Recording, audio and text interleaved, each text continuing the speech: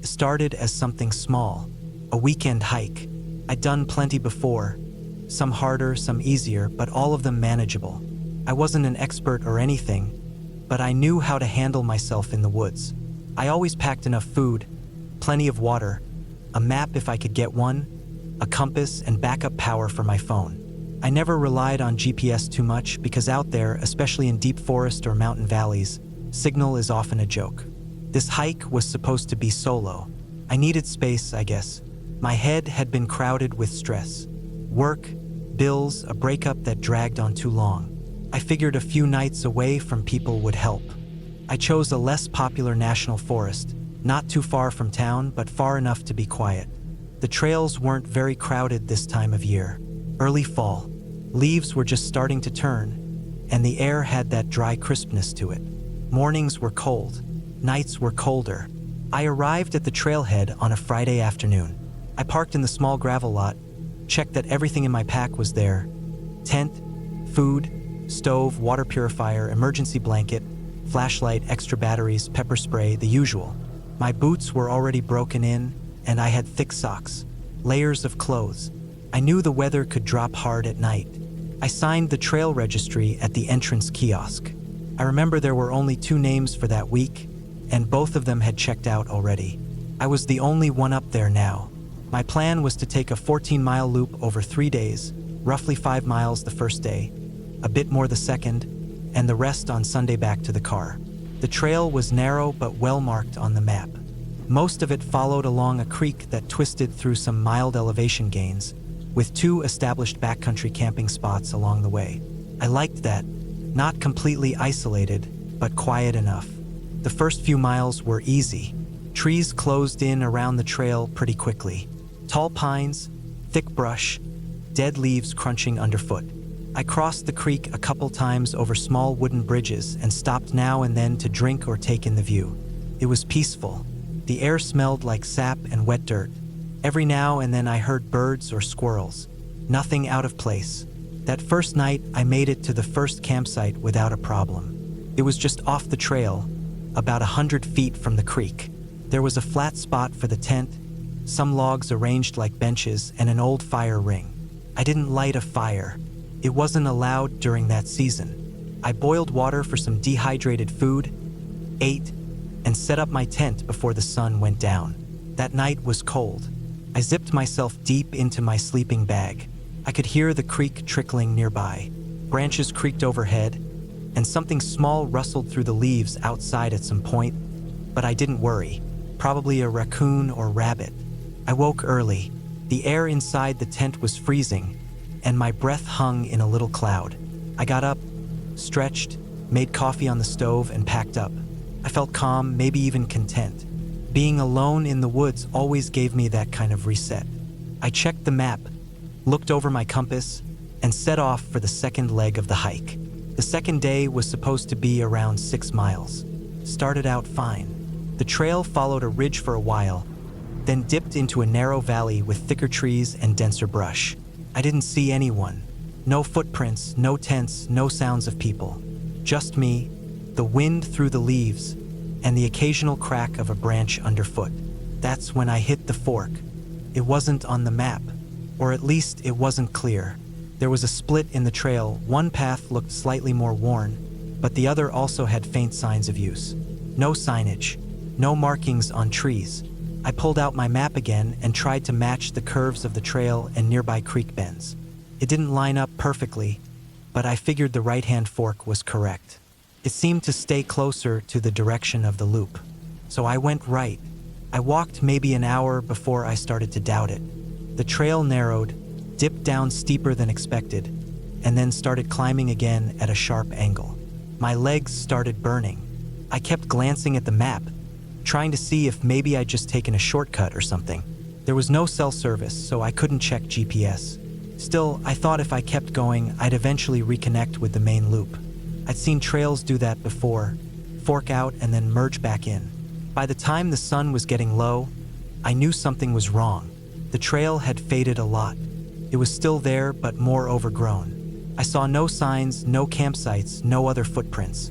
Trees around me looked different, darker bark, denser canopy. I wasn't sure if that meant I'd climbed into a different zone or what. I kept going because I didn't want to backtrack all those miles, not with light running out. I thought maybe I'd cross the main trail again soon, but it didn't happen. I came to a small clearing that didn't look like anything official. No fire ring, just a semi-flat patch of mossy ground and some downed trees. I didn't have much choice. I was tired, sore, and the sun was almost gone. I pitched the tent, boiled water, and ate in silence. The woods felt different, not scary exactly, just unfamiliar. I didn't hear any birds that night. No owls, no wind, just the occasional creak of trees shifting. And one moment, brief but clear, I heard something like steps crunching leaves. Not close, not constant, just a few slow crunches, then silence. I froze. I clicked off my headlamp and waited. I didn't breathe for a while. Nothing else happened. No more sound. I told myself it could have been an animal, maybe a deer or even a bear moving through. I had bear spray, and my food was tied high up in a tree, away from camp. Still, I stayed awake longer than usual, staring up through the thin nylon roof of the tent, ears tuned for every sound. In the morning, I woke to frost on the inside of the tent and a thick layer on the grass outside. My fingers went numb just packing up. I boiled coffee with shaking hands and looked over the map again. I couldn't find where I was. That was the worst part. Nothing matched. The trail I'd taken wasn't marked. The hills, the bends in the creek nearby, none of it looked right. I had a choice. Go back the way I came or push ahead and hope it looped around. I didn't want to admit I was lost, but I thought maybe, just maybe, I could walk out the other end. I should have turned back. The trail dropped again into an even steeper ravine. Trees here were older, thicker. Roots tangled across the path. I tripped a few times. My knee caught a sharp branch once, tearing the fabric of my pants and scraping the skin. It wasn't serious, but it bled and burned with sweat. I stopped around midday, had a granola bar, and tried again to line things up. The trail had curved east, I was pretty sure. I tried to keep the sun over my right shoulder, guessing where west was, hoping that might steer me back to known ground. The trail kept getting worse, felt abandoned. Whole sections had collapsed from mudslides. Trees had fallen across it and I had to climb over or crawl under. At one point, I had to wade through ankle-deep water where a stream had swallowed part of the path. By the time evening came, I was limping. My knee had stiffened up, and my ankle twisted on a rock at one point. The skin wasn't broken, but the joint throbbed. I set up camp in another clearing, this one with a broken log that looked like it had been half-burned years ago. That night was worse. I didn't sleep much. Something was out there. I know how that sounds. I don't mean anything supernatural. I mean something, someone was nearby. I'd doze off and then I'd hear a crack, a footstep. Once what sounded like a cough. Not a human cough, at least not close, but something that didn't belong to a deer or bear. I didn't unzip the tent.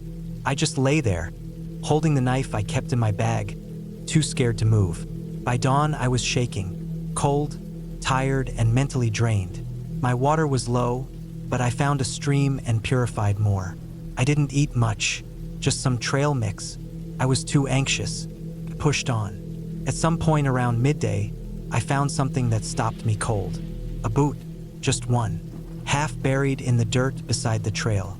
It looked old. Torn, molde. Laces missing. Next to it was a shredded bit of cloth. Could have been a backpack strap or part of a jacket. I looked around. No bones, no other gear. Just that. I didn't know what to think. Someone else had been lost out here. Or worse, I didn't linger. I moved fast after that, even with my sore legs. I didn't care about the loop anymore. I just wanted out. I wanted to hit a road, a trail sign, a ranger station, anything that proved I wasn't completely off-grid. I didn't see another person that day, not even a trail marker. That night, I didn't set up camp. I just kept walking until it was too dark to see. I sat against a tree, wrapped in my emergency blanket, and kept the flashlight in one hand and the knife in the other. I nodded off a few times, but I never fully slept. When the sun came up, I forced myself to keep going. No food left, just water. My legs were jelly.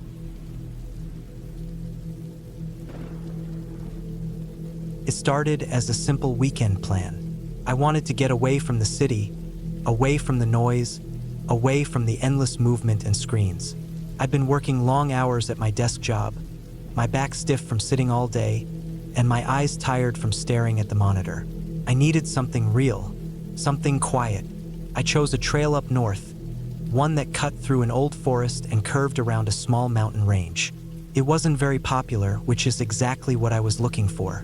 I wanted quiet, solitude. I packed light. My backpack had the basics: sleeping bag, tarp, 2 days worth of dry food, a water filter, small gas burner, flashlight, a knife, and a small first aid kit. I wore my usual hiking boots, the ones already broken in from previous trips, and dressed in layers because the mountain weather was always unpredictable. I didn't tell many people I was going, just sent a quick message to a friend and said I'd be back Sunday night. I left early Saturday morning. The drive up was calm. Trees lined both sides of the road for most of the way, and I kept the windows rolled down to let the mountain air in. The trailhead was marked by a small wooden post. There was no real parking lot, just a grassy area by the side of the gravel road. I pulled in, parked, got out, stretched, and locked the car. The air smelled like pine and damp earth. The trail started gently. It was narrow and clearly not well maintained, but still walkable. Overgrown in places. I saw a lot of moss and ferns, and the ground was soft beneath my feet. After about an hour, I crossed a small wooden bridge over a stream.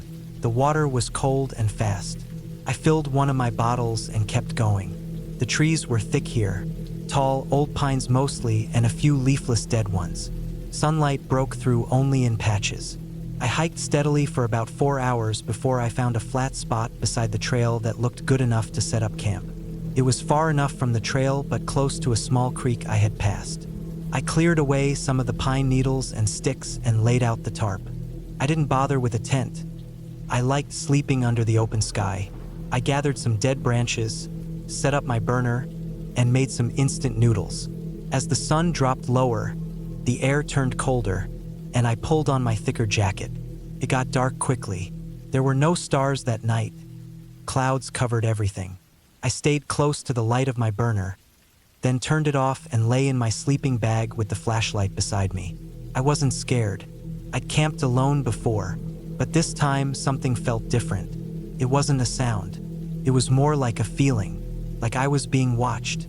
I told myself it was just because I was alone, my mind playing tricks, but I couldn't sleep.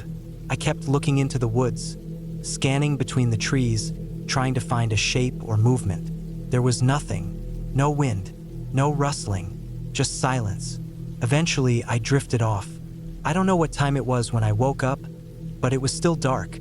I wasn't sure why I woke up. Maybe a dream, maybe the cold.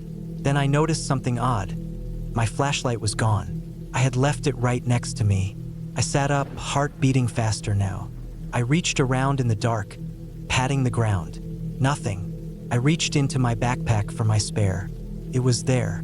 I turned it on. The beam lit up the trees, the edge of my tarp, and the empty space where my flashlight had been. I scanned around. Still nothing. I told myself it must have rolled away. Maybe I knocked it over in my sleep. I got up and looked around with the spare flashlight. After a minute or two, I found it, lying by a rock about 20 feet away. It was turned off. I picked it up, looked at it. Seemed fine. I went back to my tarp and lay down again. This time I kept both flashlights close. The rest of the night passed without anything else happening, but I didn't sleep much. I kept opening my eyes, checking my surroundings. The silence was too thick. The forest felt too still. By morning, the sky was gray.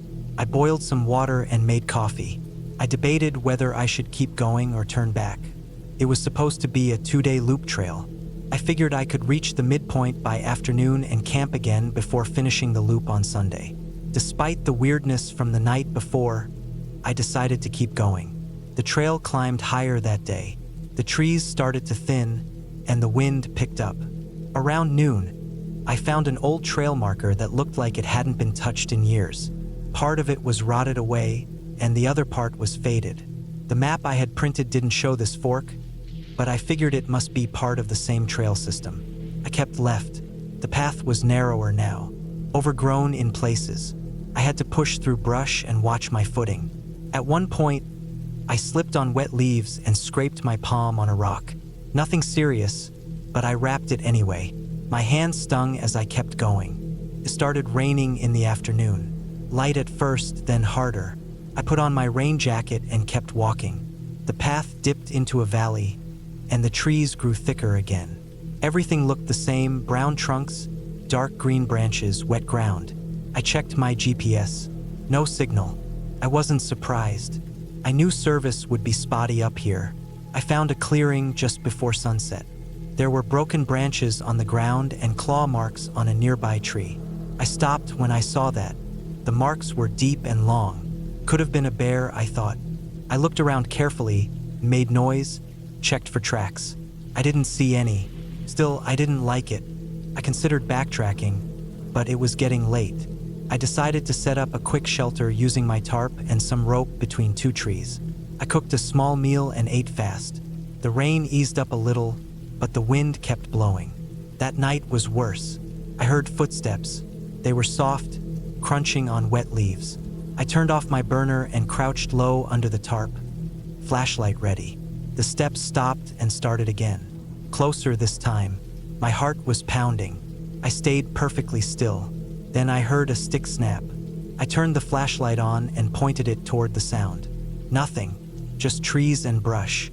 I called out loudly. Not with words, just a noise to scare off whatever it was. Could have been a deer, maybe even another hiker. But I hadn't seen a single soul since I started. I didn't sleep that night. I sat under the tarp with both flashlights and my knife in my lap. I waited for morning. When the sun came up, the clearing looked the same. I packed quickly and started walking. I didn't eat. I didn't stop. I just kept going, trying to find where the trail reconnected with the main loop. But the more I walked, the more confused I got. I realized by noon that I was lost. The trail had faded to almost nothing. No markers, no signs. My compass was the only thing helping me keep some direction, but the map didn't match anything I was seeing.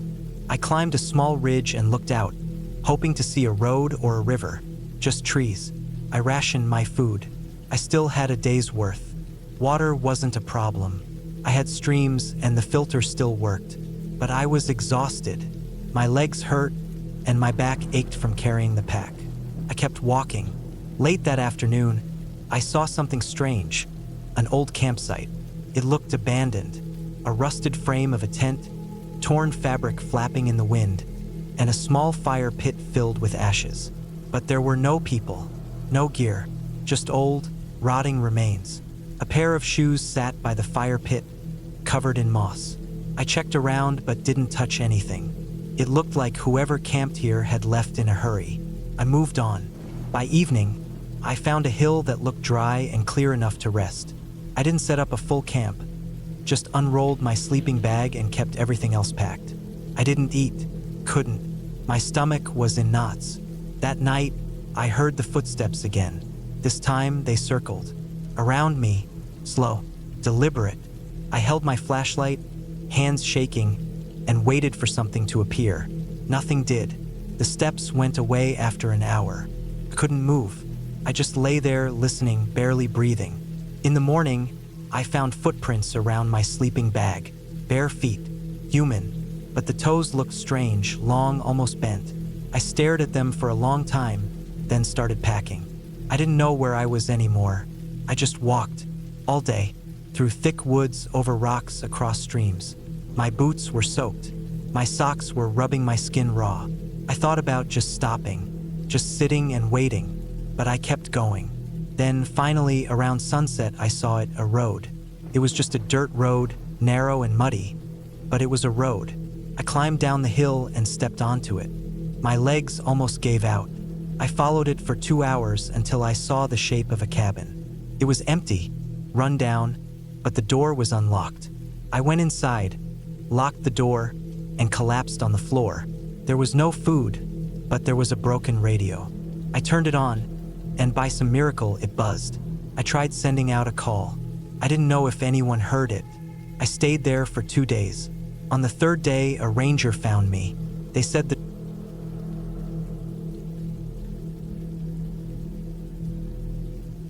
I decided to take a solo hiking trip in the summer of 2022.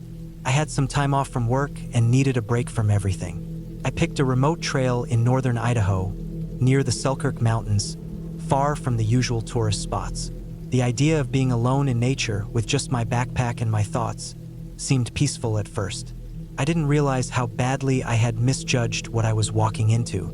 I started early in the morning, parked my car near a ranger station that was closed for the season, and locked everything up. I had a map of the trail printed out and downloaded on my phone, along with a portable charger and a compass just in case. My backpack had enough food for a few days, water purification tablets, a sleeping bag, tent, and all the essentials. The plan was to hike up to a small alpine lake about 20 miles in, spend the night there, and then loop back around over the course of the next 2 days. The first few miles were easy. The trail cut through dense pine forest, and I didn't see a single person all day. That was part of the appeal, honestly.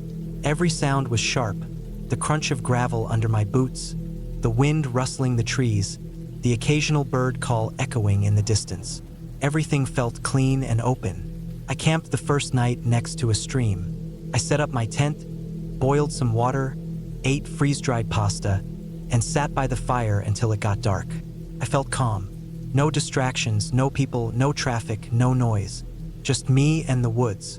By the second day, the trail started climbing. It twisted along the side of a ridge with steep drop-offs, and the trees thinned out the higher I went. Around midday, I passed an old wooden sign, weathered and cracked, pointing toward a side trail that didn't appear on my map. It just said, "Look out 3.4 miles." I thought about taking the detour but decided against it. I was making good time and didn't want to risk losing daylight. But that sign stuck in my head. There was something strange about it, like it hadn't been touched in years. No footprints or signs of use on that path. That night, I made it to the lake. It was even more beautiful than I had expected. Crystal clear water, surrounded by jagged cliffs and snow patches even in summer. I set up camp near a flat rock outcrop, ate dinner, and laid back to watch the stars come out. No clouds, no noise, just the glow of the Milky Way stretching across the sky. I slept hard that night. I woke up early the next morning to the sound of something moving outside my tent. It wasn't an animal, at least not one I could place. The steps were too careful, too slow. I stayed completely still, heart pounding in my ears. After a few minutes, the sound faded, and I worked up the nerve to unzip the flap. There was nothing there, just the lake, the trees, and the cold morning air. But the ground around the tent had a few marks. Long, shallow prints in the dirt, not quite boot-shaped, but longer than a human foot. I brushed it off. Maybe it was just some kind of animal I hadn't seen before. I packed up and started heading back. The way down was supposed to be easier, following a separate trail that looped south and eventually reconnected with the main route. But things started to feel off. The air felt thicker, and I couldn't shake the feeling that I was being watched. I kept looking over my shoulder. At one point, I saw movement on a ridge behind me. Just a flicker of something, maybe a person, maybe not.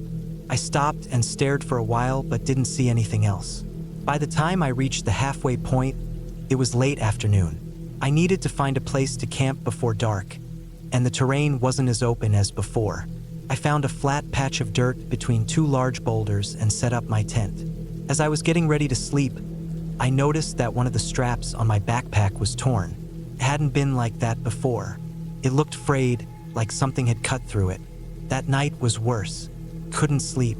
Every time I closed my eyes, I felt like something was standing just outside the tent. I didn't hear anything, but that silence was worse than noise. I kept a knife next to my sleeping bag, gripped tight in my hand. When morning finally came, I was exhausted. I packed up quickly and started moving. That last stretch of trail should have taken about 4 hours. It ended up taking almost 10. I kept getting turned around. The trail markers were either missing or pointed in different directions. At one point, I checked my map and GPS and realized I was heading in the opposite direction from where I thought I was. I backtracked, followed the compass, and finally found the main trail again. But I had lost hours.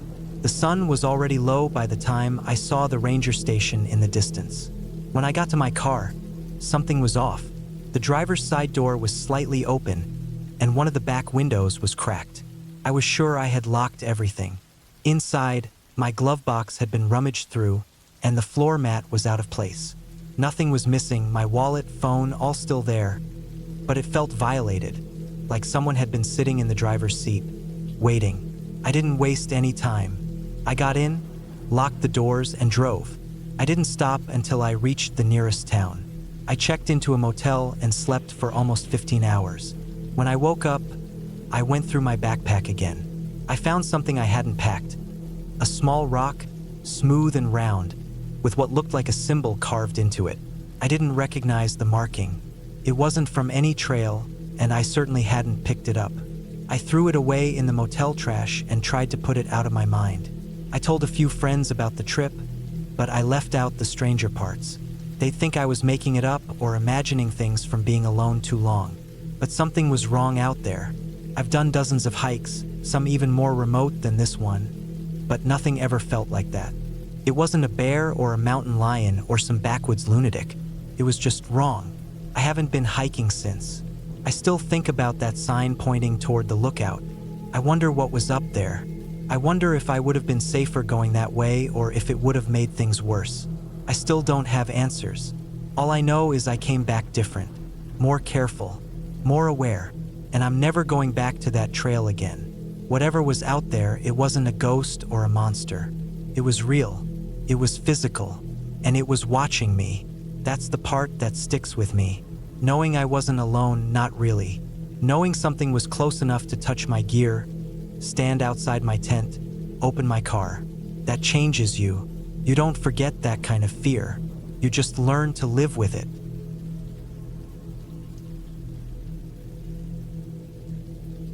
It started as just another weekend plan, something I often did to clear my mind and escape the city noise. I picked a remote trail I'd never tried before, about 6 hours away from where I lived.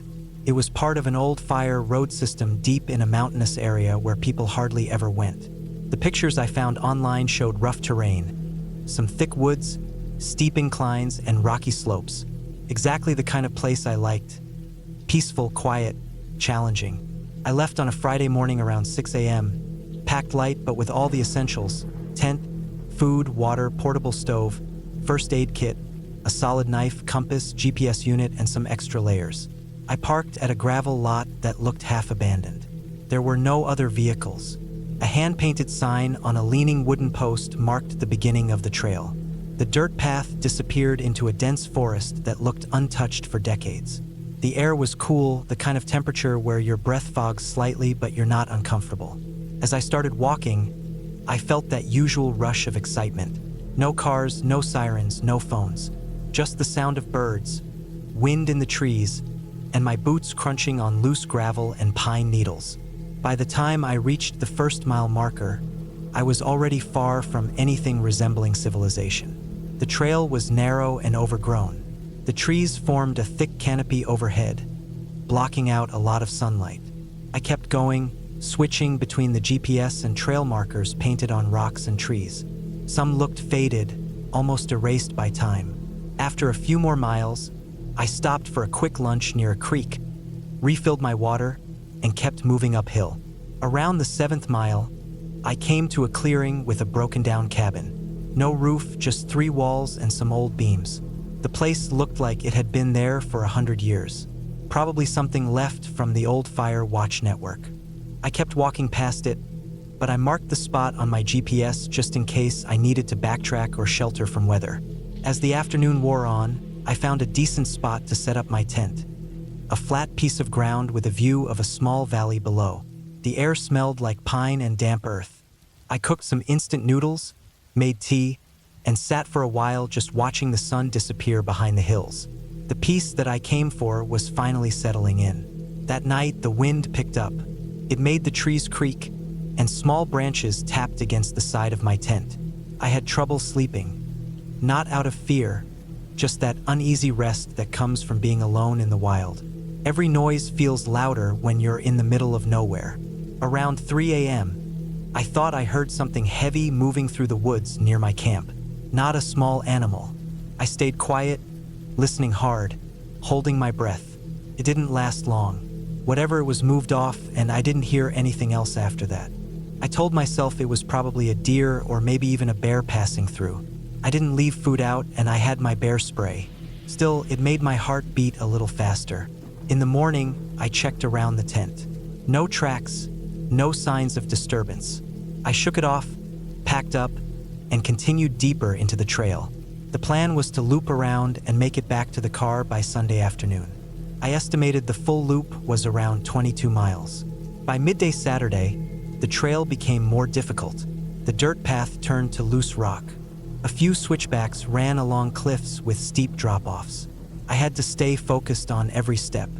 I lost the trail once, had to climb up a slope on all fours to get back to where the GPS said the path was.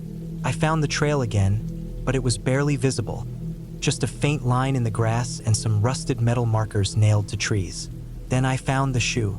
It was a trail runner's shoe, dirty, sun-faded, sitting alone just off the side of the trail. It looked out of place.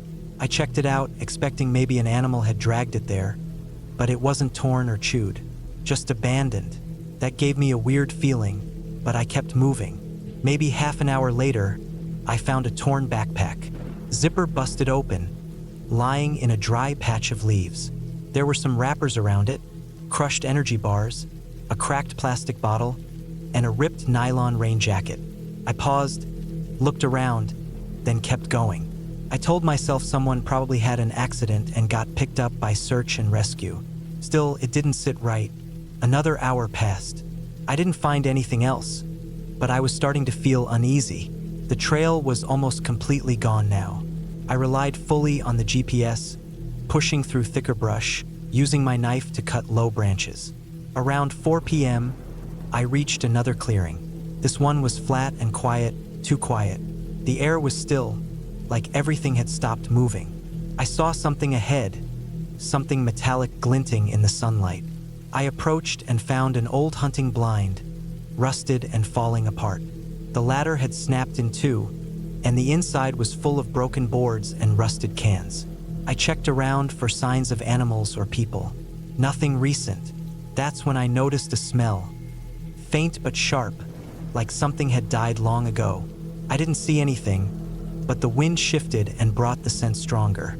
I didn't want to stick around. I turned and followed the GPS west, trying to stay on schedule. As I walked, the ground got softer, more unstable. I was in a marshy area I hadn't expected. The map didn't show it clearly. I started to sink slightly with each step. It was getting dangerous. I turned northeast, trying to circle around it. That's when I fell. I didn't see the drop. One moment I was stepping over a log. The next I was sliding down a steep incline of mud and loose roots. I grabbed at anything I could, but nothing held. I dropped at least 10 feet, landing hard on my side. My arm hit a rock, and pain shot up to my shoulder. For a minute, I couldn't breathe right. I lay there in the mud, trying not to panic. When I finally got up, I checked myself over. Nothing broken, but my left arm was sore and weak. I tried to lift it and felt a grinding sensation near the elbow. Maybe a fracture or a dislocation. I tested my legs, scraped and bruised, but working. I looked around. The slope I fell down was too steep and soft to climb back up. The trees around me were thick, and the GPS showed I was about 2 miles off the planned trail. I had maybe 3 hours of daylight left. I checked my pack. Nothing lost, luckily. I wrapped my arm with an elastic bandage and tied it in a sling using a shirt. I took out my map and tried to figure out the best route back. It looked like if I kept moving west, I'd hit a utility road marked in faded lines. I wasn't sure if it was still active, but it was better than staying put. I pushed through the underbrush slowly. Every step was painful. My balance was off with only one good arm. I slipped more than once, almost lost my footing in a patch of wet moss. The woods were dense and dark.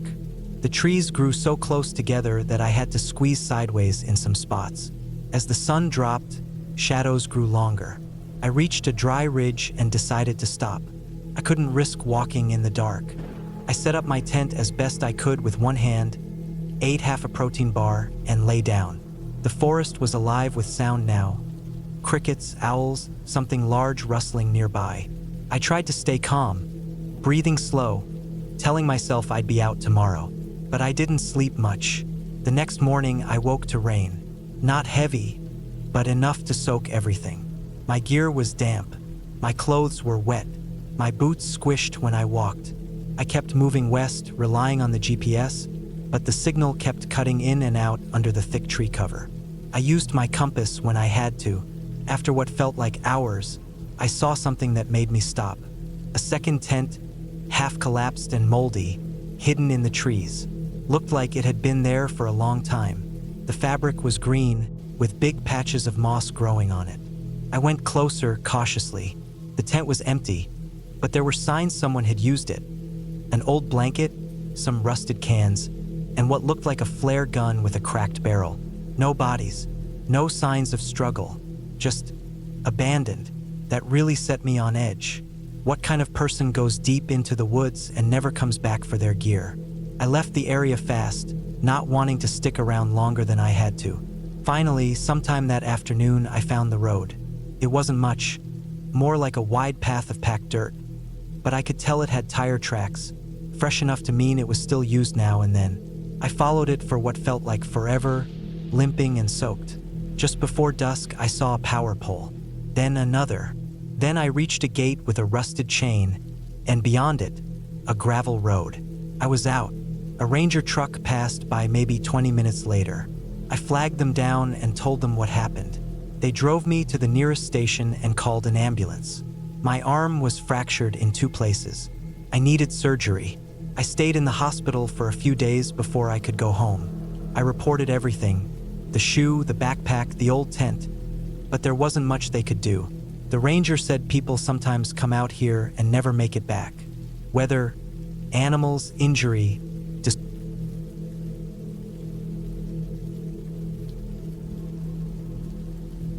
I've always loved hiking. Being out in the woods gave me a kind of peace I couldn't find anywhere else.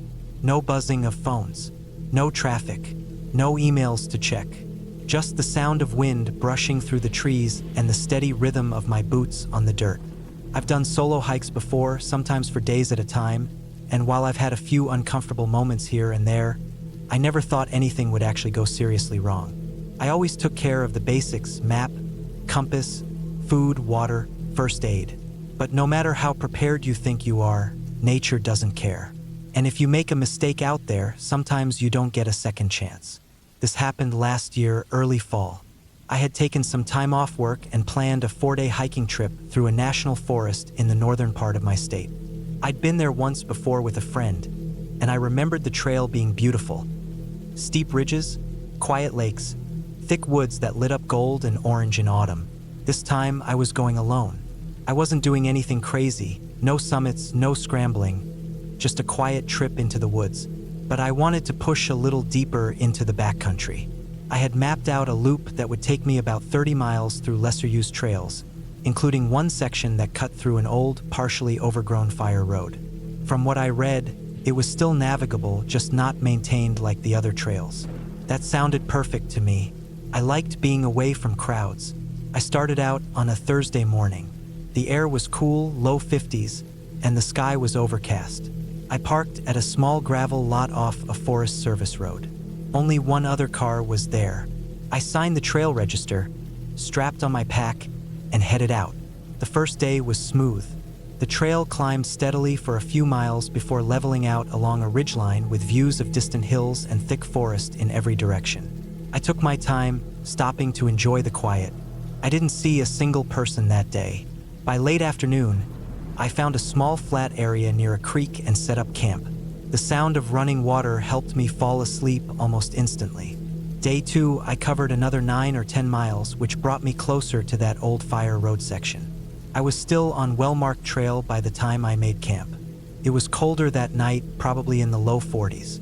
I noticed some bear scat near the trail that afternoon, which made me a little nervous, but I hung my food high and followed all the usual precautions. It was on the 3rd day that things started to go wrong. That morning, I found the turnoff onto the old fire road. It wasn't marked by a sign, just a worn path heading off to the right, faintly visible through the underbrush.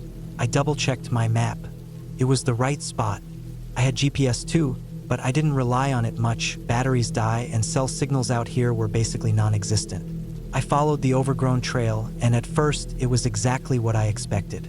The trees were dense, and branches hung low over the path.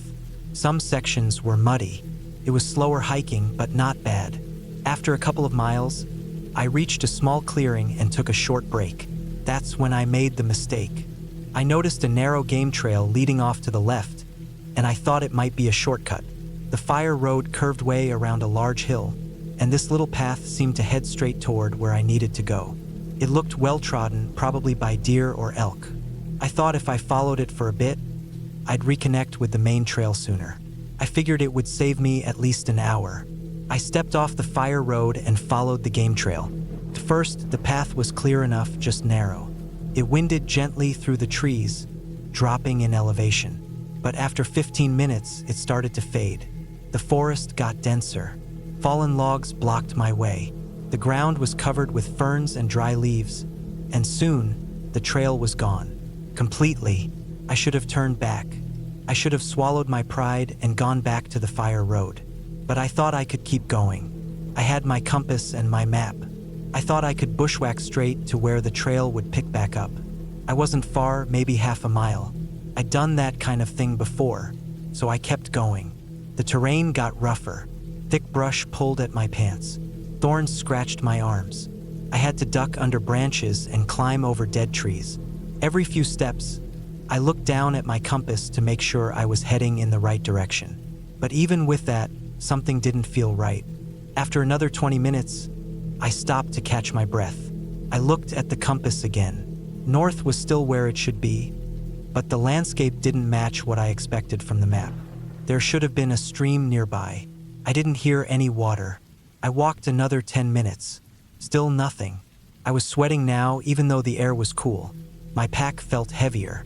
The forest seemed to close in on me. I climbed a small rise, hoping to get a better view. From the top, all I saw were trees. No ridges, no clearings, no signs of any trail. I was deeper in than I thought. I tried to stay calm. I checked the compass again and adjusted my course slightly. But with every step, it seemed like I was just going in circles. There were no landmarks, no distant peaks, just trees. Then I noticed something strange. Boot prints in the dirt. They weren't mine. The tread was different. Someone else had been through here. I felt a mix of relief and confusion. Maybe I wasn't the only one to take this route. Maybe someone else had bushwhacked the same way. I followed the prints. They were faint but fresh, probably less than a day old. The tracks led down a slope, across a shallow gully, then disappeared in some dry leaves. I searched the ground and picked them up again a few yards further.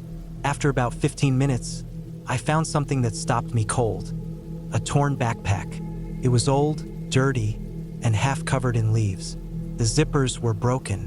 One strap was shredded. A few feet away, I saw a faded water bottle lying on its side, cracked open. I felt a chill in my stomach. It looked like it had been there a while, maybe months. I checked around for more. A few wrappers, some faded trail mix in a crushed bag, a ripped-up jacket. But no sign of the person. I didn't like the feeling I had. The woods were dead silent. No birds, no squirrels, just wind. I didn't want to stay there. I turned around, planning to head back the way I came, but everything looked the same. I couldn't tell which direction I had come from. My compass still pointed north, but I didn't know where I had veered off. I walked uphill, thinking I'd spot the rise I'd climbed earlier. Nothing, just more trees. I kept moving, trying to stay calm, but I was starting to panic. I hadn't eaten since early morning. My water was getting low. I didn't want to admit it, but I was lost. Not just temporarily turned around. Properly, deeply lost. I forced myself to stop and set up camp before it got dark. I cleared a spot, put up my tent, and gathered some sticks for a fire. I didn't eat much. I was too anxious. I kept my headlamp on low, scanning the woods around me. Every crack of a branch made me freeze. I kept thinking about that torn backpack.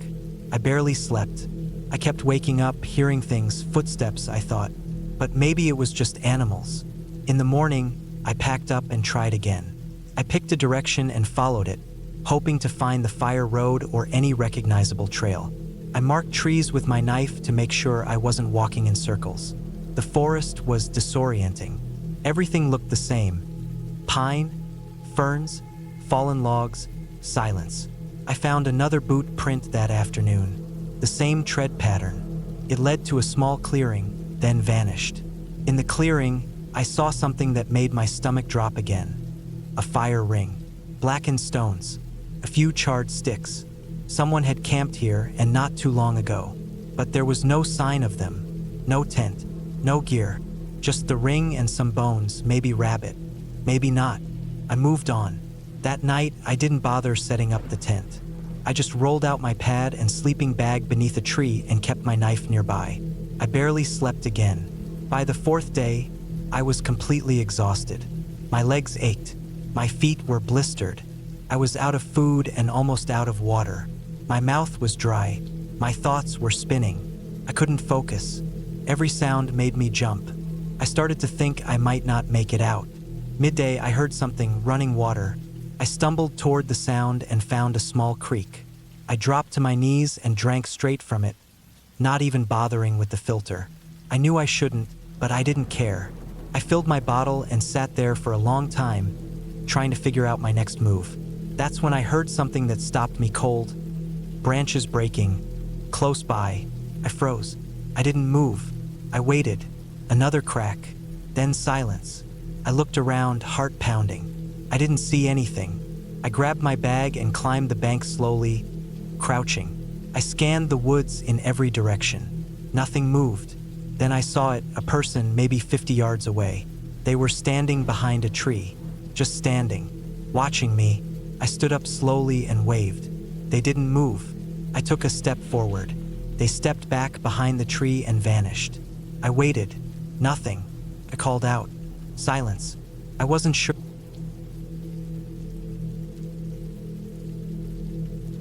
It started with a plan that seemed simple. I had been hiking for years, usually short trails around my state, nothing too wild. But something in me wanted more this time. I was feeling burnt out with work, disconnected from the world, and tired of the noise of the city. I needed space, real space, so I planned a solo hiking trip that would take me deep into the mountains of northern Montana. I picked a trail that stretched about 35 miles one way, mostly through thick forest, rocky ridges, and some old, barely used service paths that connected two national forests. It wasn't a popular route. That was exactly what I wanted. I arrived late afternoon and parked my car off a dirt road near the trailhead. The air was already colder than I expected, and the trees were dense, with hardly any sound except the breeze moving slowly through the leaves. I loaded my pack with food, a water filter, a small stove, 2 knives, extra clothes, and a basic first aid kit. I had bear spray, a map, a compass, and a solar charger for my phone. I thought I was prepared. I took a photo of the car, locked it, and started walking. The first few hours were smooth. The trail rose steadily but not too steep. I passed a few old logging signs, faded and cracked, nailed into crooked trees. I saw no one else. That felt good. By the time I reached a small clearing with a flat patch of grass, I decided to camp there. I set up my small tent, boiled water for a freeze-dried meal, and sat there as the sun dipped below the hills. I watched the sky turn pink and orange, then fade into a deep blue, and eventually into black. I didn't sleep well. It was colder than I expected. I kept waking up to tiny sounds, branches cracking, something scurrying nearby, the occasional gust of wind slapping the side of my tent. It was nothing alarming, but I felt tense. I was used to camping in more open spaces. These woods felt too close, like they were pressing in. Still, I managed a few hours of sleep, and by morning, I felt a bit more normal. I packed up, ate a quick breakfast, and pushed on. The trail grew rougher as I went deeper. In places, it vanished completely under fallen trees or mudslides. I had to climb over thick logs and navigate by compass a few times when the trail markers disappeared. By late afternoon, My legs were tired and my back was aching. I found another spot to camp, this one near a shallow stream. I filtered some water, made food, and sat with my feet in the cold current for a while. The next morning, I planned to reach the halfway point and decide whether to keep going or turn back. Around noon, I came across something that felt off. The trail curved around a steep hill, and I saw what looked like an old fire pit just off to the side. I walked over to check it out. The rocks were black with soot, and there were bits of trash around it. A rusted can, a torn piece of tarp, and an old boot. But the thing that got me was the smell. Something sour, like spoiled meat. Not strong, but there. I looked around and saw no one, but I felt watched. That uneasy feeling settled in my stomach, and I moved on faster than before. Later that day, I started feeling strange, lightheaded. My legs weren't as steady. I kept drinking water, thinking maybe I was dehydrated, but I wasn't sure. By the time I set up camp again, I felt exhausted in a way that didn't feel normal. I didn't even cook. I just lay in my tent and ate a protein bar. I drifted off early, but my sleep was broken. Sometime during the night, I woke up needing to pee. I grabbed my headlamp and unzipped the tent. The night was silent, dead silent. I stepped out, walked a few feet into the trees, and did my business. As I zipped up, I thought I saw something move in the distance between two trees. Just a quick shift, like someone stepping back. I froze, turned my light in that direction. Nothing. I listened for a long time, trying to hear footsteps or anything. It was silent. I told myself it was an animal, maybe a deer or raccoon, but my body didn't believe it. My skin was tight and I moved fast back to the tent. I zipped up, locked the inside, and stayed still. I held my knife in one hand, bear spray in the other, and stayed like that until I passed out from exhaustion. When I woke up, there were prints outside the tent. Not boot prints, bare feet, human feet. They weren't small either. I stared at them for a long time. They circled the tent twice and disappeared into the woods. I felt sick. I packed up in record time and started back the way I came. I wasn't going further. I wanted to be out of those woods. The hike back was worse. Every sound made me jump. I kept turning around, checking behind me, scanning the trees. I stopped eating. I drank only what I needed. That night, I didn't even set up the tent. I wrapped myself in a tarp and slept behind a large boulder. I kept the knife in my hand the entire night. My eyes opened at every crunch, every snap. I barely slept. The second day heading back, I lost the trail for over 2 hours. I was following a line I thought was correct, but it led me into a steep ravine. Climbing out drained every bit of energy I had. My legs were scratched up, my palms bleeding from grabbing rocks and roots. I was losing it mentally too. I kept thinking about those footprints. Who the hell would be barefoot out here? Why would they circle my tent? That night, I pushed until it was almost dark just to get closer to the car. I found a wide area under a rock ledge and stayed there. The wind howled through the trees, and I swear I could hear someone moving around above me at some point. Slow steps on leaves, then silence. I didn't move, didn't even breathe loud. I stayed under that ledge, frozen with fear, until the sky started to turn gray. I left before the sun even rose fully. My legs were shot. My back hurt. I was filthy and shaking, but I made it back to the car around noon. When I got there, my driver's side mirror was gone. It had been ripped off. The glass was on the ground. There were more of those same footprints around the car. I got in and locked the doors fast. I started the car, turned around, and didn't stop until I hit the first gas station an hour down the road. I sat in the car for a long time, engine off, hands gripping the wheel. I didn't go inside. I just stared at the gas pumps, at the people coming and going, at the normal world I had almost forgotten. I never reported it. What would I even say? I wasn't attacked. I wasn't robbed. But something was out there. Someone. And they wanted me to know it. They wanted me scared. Maybe they were living out there, hiding in the woods. Maybe it was a hunter gone feral. Or maybe just some sick bastard who likes to follow people and watch them panic. I don't know. But I do know I'm never going back to that part of the country. Not alone. Not ever. Since then, I've stuck to day hikes. I stay where people are. I don't go off trail. I don't camp out far anymore. I keep my phone charged and my car in sight. Some part of me misses the quiet, the distance from the world. But that other part of me, the part that woke up and saw those prints, the part that heard footsteps in the night, that part remembers, and it won't let me forget.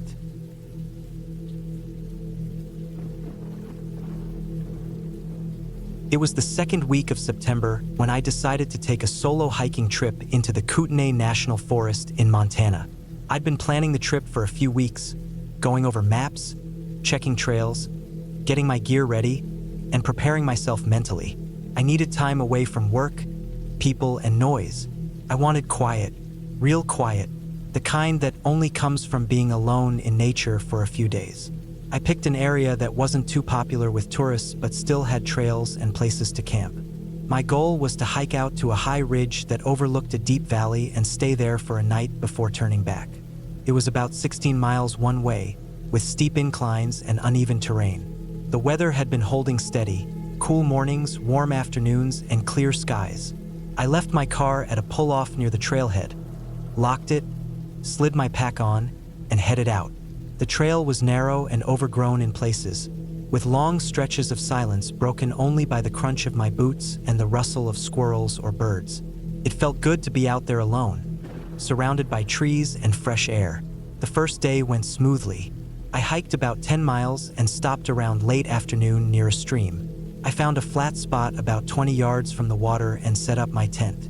I gathered some wood, cooked a freeze-dried meal, and sat on a rock while the sky turned gold and purple. There was no cell service, which I expected, and I kept my satellite GPS off to save battery. I felt relaxed, safe, and ready to sleep early. That night was calm, and I drifted off quickly with the sound of water trickling nearby. The second day, I woke up early and packed up just after sunrise. The trail got tougher. The incline was sharp, and I had to slow down. There were more fallen trees across the trail, and sometimes I had to go around them or crawl over.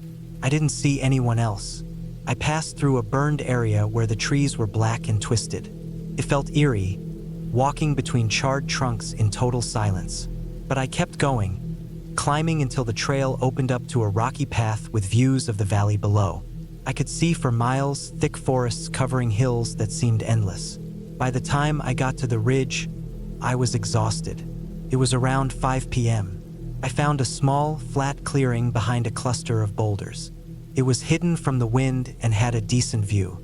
I pitched my tent, filtered water from a nearby trickle running down the rocks, and ate another quick meal. As the sun went down, a deep orange glow lit up the valley. Felt like I had the entire world to myself. But that night didn't go like the one before. I was lying in my sleeping bag around 9 p.m., drifting off, when I heard a sound. It wasn't loud, but it wasn't the wind or a squirrel. It was like a thud, quick, heavy step, then nothing. I sat up, heart pounding. I listened for a long time. Nothing. I told myself it could be an animal, maybe a deer or an elk. Still, I stayed awake longer than I wanted. Sometime past midnight, I heard it again. This time it was closer. A few heavy steps, stopping and starting. Not walking like an animal, more like pacing. It was outside my tent, maybe 20 feet away. I didn't have a weapon, just a knife and bear spray. I held both and sat there for what felt like hours. My breath was shallow. I didn't dare move. Eventually, it stopped. I didn't sleep much. The next morning, I packed fast. I didn't even eat. I just stuffed my things into the pack and started heading back. The trail was quiet, too quiet. I kept looking over my shoulder. Every small sound made me jump. I moved fast, trying to make up time. My legs were sore, and my boots were rubbing my ankles raw, but I didn't care. I wanted to be out. By midday, I stopped near a small meadow to drink water and catch my breath. I looked back along the trail. That's when I saw it. Someone or something was standing at the far edge of the trees just past the meadow.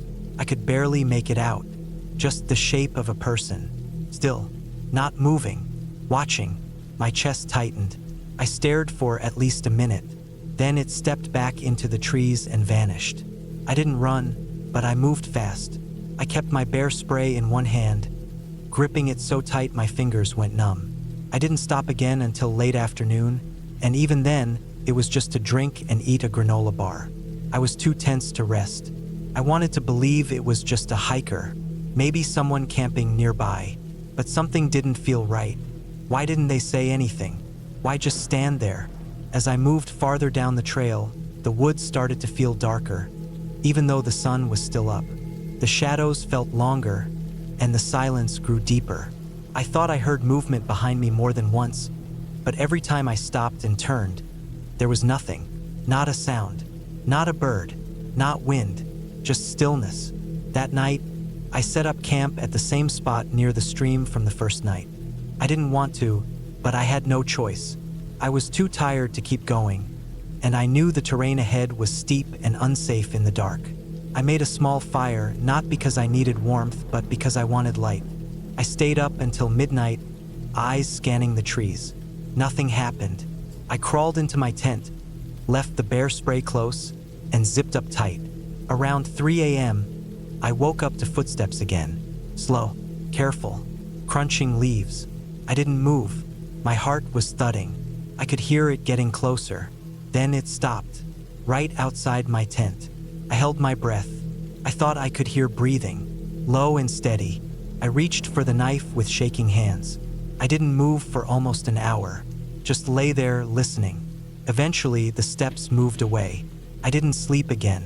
When daylight came, I packed up so fast I left my last meal behind. I hiked the last few miles in record time. My legs were like jelly, and I was drenched in sweat, but I didn't stop until I saw the road and my car. I jumped inside, locked the doors, and sat there with my hands shaking. I didn't report anything. What could I say? I wasn't hurt. Nothing was stolen. I didn't see a face, just footsteps, shadows, and fear. But I know someone was out there, watching, following. I haven't been back to that area since. I still hike, but never alone anymore. I don't go that deep into the woods, and I always carry more than just bear spray now. Some things you can't explain, not because they're supernatural, but because they're real, and that's worse. Someone was out there. Maybe they were just messing with me. Maybe they were waiting for something. I don't want to know. I made it out. That's what matters. But I'll never forget those nights. The silence, the pacing, and that figure at the edge of the trees. Whatever their reason for being out there, it had nothing to do with hiking.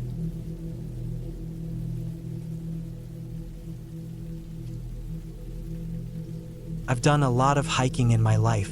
I'm not some expert survivalist or anything, but I've always been the kind of person who feels more comfortable outside than inside. There's something peaceful about walking alone in nature with nothing but the sound of my boots on dirt and the wind pushing through trees. For years, I'd make solo trips, sometimes for days at a time. I was careful about it. I always packed well. I always left plans with someone. I didn't take dumb risks. So what happened on that ridge still doesn't make much sense to me. Started out like any other hike. I had a few days off from work, and I wanted to try somewhere new. I picked a trail in the northern part of the state, one that didn't get too much traffic but was still well-marked and supposedly beautiful. It was late September. The weather was still mild in the days, but the nights were starting to get cold. I figured I'd hike in, make camp around a small lake I'd read about, and head back out the following afternoon. The trailhead was about a 4-hour drive from home, so I left before sunrise to get there early. When I arrived, the parking area was nearly empty, just 2 other cars, and I took that as a good sign. Fewer people meant more quiet. I parked, double-checked my pack, signed the trail register, and started off. The trail itself was easy to follow. For the first couple hours, I walked under thick tree cover, pines mostly, with the occasional clearing where golden light cut down through the canopy. The air smelled like dry leaves and sap, the kind of smell that instantly makes you feel calm. The trail slowly climbed upward, but it wasn't steep. Around noon, I stopped to eat. I found a rock overlooking a wide valley and sat there for a while, just listening to the silence. I kept moving after that. By mid-afternoon, I came to a fork in the trail. The map I had showed the main path continuing north toward the lake, but there was another trail branching off to the left. It looked newer, and someone had scratched out the name on the wooden sign. That should have been a red flag, but I figured it was probably just an old side trail or maybe a newer one not yet updated on the maps. And I had GPS. I wasn't worried. Curiosity got the better of me, and I decided to follow the offshoot, thinking maybe it would loop back around to the main trail or give me a better view. First, it was fine. The trail was narrow but clear. I saw a few deer prints and even some bear scat, but nothing fresh. I made noise now and then just in case anything bigger than a squirrel was nearby. The trail kept rising steadily, curving around the side of the ridge. After about 45 minutes, the trail began to disappear. The dirt path got thinner, then just turned into rocks and loose soil. Trees started thinning out too. I was higher up than I thought. I checked the GPS and oddly, it didn't show a trail here at all. It looked like I was about a half-mile from the main trail, but it didn't show this offshoot at all. Still, I wasn't too far from where I needed to be, and the sun was still up. I figured I'd just go a bit farther to see where it led. Maybe there'd be a good spot for a photo or camp. I climbed another 15 minutes, following what looked like old switchbacks, and finally came to a ridge. It was narrow, just wide enough to stand on comfortably, and it looked like it had once been part of something larger. Maybe a rock slide had taken part of the hill away. On one side, the slope dropped off fast into thick woods. On the other side, the ridge continued a short distance before ending in a sheer drop. I could see for miles from up there. Forests stretched out in every direction. No houses, no roads, no signs of people. Just wilderness. That's when I noticed something strange. There was a structure up ahead. Just past the end of the ridge, where the trail seemed to stop completely, there was a small wooden frame. It looked like an old hunting blind or maybe a lookout post, but it wasn't marked on any maps, and it didn't look that old. The wood looked weathered, but not rotted. I didn't know why someone would build something like that all the way out here. There was no easy way in or out, but something about it made me uneasy. I couldn't explain why. Maybe it was the way it was just sitting there, silent and still, like it had been forgotten. I should have turned around. I should have just gone back to the main trail. But something about the ridge made me feel like I had to see it through. I don't know if it was curiosity or just the stubborn need to finish something once I started. So I kept going. As I walked, I noticed that the ground started to feel different. The soil was dry and loose, and small rocks kept shifting under my boots. The wind picked up a bit. Not strong, but enough to make the trees down below sway and groan. The ridge narrowed. I had to slow down and step carefully to keep my balance. When I reached the end of the ridge, I saw that the old frame was just that, a frame. No walls, no roof, just 4 wooden posts and a crossbeam, like someone had started building something and never finished. There were rusted nails sticking out of the sides, and old boot prints in the dirt nearby, faded but still visible. Someone had been here, but I couldn't tell how long ago. The prints were dry, could have been weeks, maybe months. I stepped under the frame and looked out. The view was stunning. Sharp hills, deep valleys, and endless green. But something still felt wrong. It was too quiet. Not peaceful quiet, dead quiet. No birds, no insects, not even the wind anymore. Just stillness. My skin prickled, and I realized I was holding my breath. I turned around and started heading back. That's when the trail was gone. I don't mean I couldn't see it clearly. I mean it was just gone. The ridge I'd walked up on, it wasn't there. The ground sloped downward in a completely different way. There were no footprints, no worn path, no sign of a trail at all. It was like the earth had shifted. I stared at it for a long time, trying to make sense of what I was seeing. My mind raced. I hadn't wandered off. I'd stayed right on the ridge. I knew where I was. I had GPS. I pulled out my phone. No signal, no data, no GPS lock, just a spinning wheel trying to load. The map wouldn't update. I turned it off and back on. Nothing changed. Panic started to build in my chest. I took a few deep breaths and forced myself to think. I wasn't lost. I just needed to go downhill. The main trail was to the east, and the sun hadn't gone down yet. I could use its position to guide me. I marked a tree near the ridge with my knife just in case I had to backtrack and then started picking my way downhill. But it wasn't that simple. The slope was steeper than it looked, and loose rocks made footing tricky. I slid several times, grabbing trees to keep from falling. After half an hour, I still hadn't reached the bottom. Worse, everything started to look the same. Same trees, same moss, same dead branches. I tried to mark my way, but after a while, I couldn't even find the marks I'd made. It was like the forest was folding in on itself. Eventually, I found a flatter area and stopped to rest. I drank water, ate a granola bar, and tried the GPS again. Still nothing. The sun was getting low. I didn't have time to keep wandering. I needed to make camp. I found a small clearing and set up my tent. I gathered some dry wood, lit a fire, and sat there trying to calm down. That night was one of the longest I've ever had. I didn't sleep much. I kept waking up, thinking I heard something moving nearby. Not an animal. Something slow, something careful. I'd sit up, listen, and hear nothing. But every time I was almost asleep, it would start again. Soft steps, snapping twigs. But when I looked out, there was nothing. The next morning, I packed up early and tried to climb back up to the ridge, thinking I might get my bearings from higher ground. But no matter which way I went, I couldn't find it. The terrain kept shifting, steeper than before, with more brush and fallen trees. I started to think maybe I'd walked farther than I thought the day before. Maybe I'd circled around and didn't realize it. By noon, I was exhausted. I sat down on a rock, sweat running down my back, legs sore from climbing. I looked at the map again, but nothing matched what I was seeing. I tried turning my phone off again, hoping it would pick up a signal once I moved to higher ground, but still nothing. Around 2 p.m., I finally heard something, a sound that cut through the silence. Not an animal, not the wind. It was metal clanging, like something hitting steel, distant but clear. I followed it. I pushed through brush and thorns, scratched my arms and legs, and climbed over logs and boulders. The sound came and went, like it was being carried by the wind. After nearly an hour, I came into a clearing and saw it. An old fire tower. It stood at the edge of a cliff, tall and rusted, with broken stairs winding up the side. I don't know how I hadn't seen it before. It wasn't on any map I had, but it was real. I ran to it, heart pounding, thinking maybe there'd be a radio inside, or at least a high enough point to get cell service.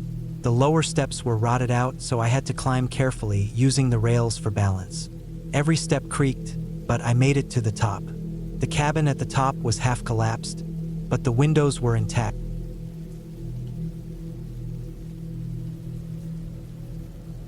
I decided to take a solo hiking trip into the backcountry of the Sierra Nevada in California. I had done a few overnight hikes before, but this time I wanted something more isolated. I planned a 3-day loop through a lesser-known section of the national forest, a place with no marked campsites, no nearby ranger stations, and very little foot traffic. I wanted quiet. I wanted to be alone. That was the whole point. I left my car at a dirt pull-off early in the morning, just after sunrise. I had packed carefully. My backpack carried my tent, sleeping bag, food for 4 days, 2 full water bottles, a filter, a small cooking kit, and a laminated map with my route marked in red. I didn't bring a GPS. I didn't feel I needed it. I had done enough hikes to read a map and follow a compass, and the trail I picked followed a ridgeline that looped back around to my starting point. The first day was quiet. The trail was overgrown in places but still visible. Pine needles softened every step, and tall trees surrounded me on both sides. I saw no one. No other cars were parked at the trailhead. As I climbed higher into the mountains, the noise of civilization faded. I could hear only my own footsteps, my breathing, and the rustle of wind through the trees. Felt perfect. That night I made camp near a small creek. I boiled water for dinner, ate quietly, and then sat in the growing darkness listening to the forest. There was a sense of peace out there that you just couldn't find anywhere else. When the sun went down, the air grew cold quickly. I crawled into my sleeping bag and drifted off to sleep. I woke up once during the night because I thought I heard something. It was a kind of crunching sound, like someone stepping on dried leaves. I stayed still and listened. It happened again. A single crunch, then silence. I held my breath and waited, staring at the roof of my tent. Nothing. After a few minutes, I convinced myself it was a deer or maybe a raccoon and went back to sleep. The next morning, everything seemed normal. I made coffee and packed up camp. I checked the map, took a compass bearing, and started the second leg of the loop. This part of the trail gained elevation fast.